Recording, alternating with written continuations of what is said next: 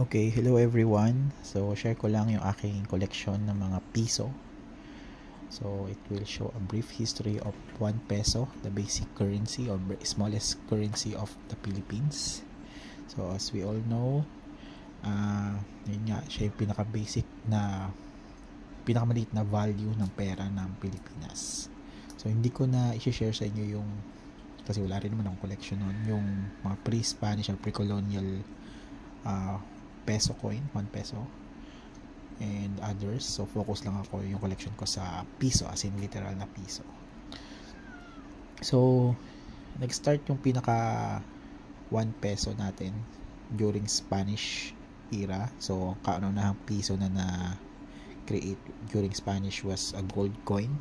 So ganito yung itsura nun. So yan, Queen Isabella pa yung nakalagay. Then yung likod niya parang ganito, yan. Then eventually noong 1897, so yung panahon ni Rizal na, naging ganto, silver coin ang nakalagay is si Alfonso XIII. So ganito yung itsura niya. So 1 peso, so kauna-unahang piso na mint sa Manila, sa Pilipinas. And then syempre nagkaroon din tayo ng sariling pera natin nung panahon ng Filipino Revolution. So panahon ng mga katipunan ni Aguinaldo. Ayan. So nung nagkaroon tayo ng First Republic, ganito yung itsura ng ating coin ng piso. So sobrang hirap hanapin yan. So sobrang konti lang din dahil isa-isang pinirmahan. So thank you nga pala sa kasaysayan for the references. So eventually sinakop tayo ng mga Amerikano.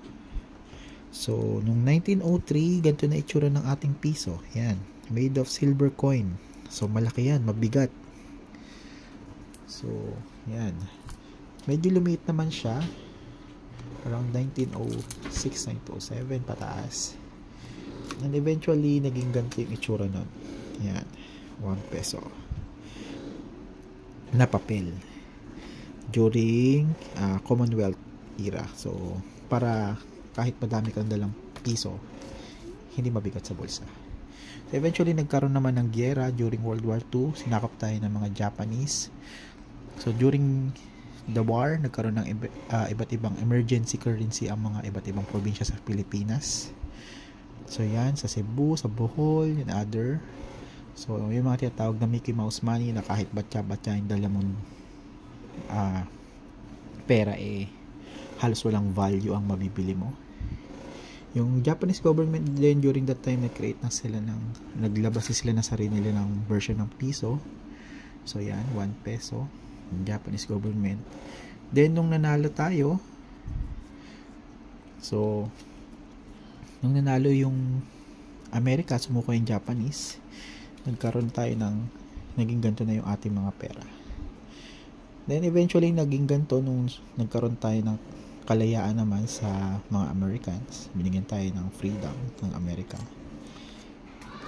And naging ganito noong 1970s. Yan. So siguro ito, itong mga natandaan nyo, mga 1970s din ito nilabas, yung pisong malaki. Ayan. Then naging ganito.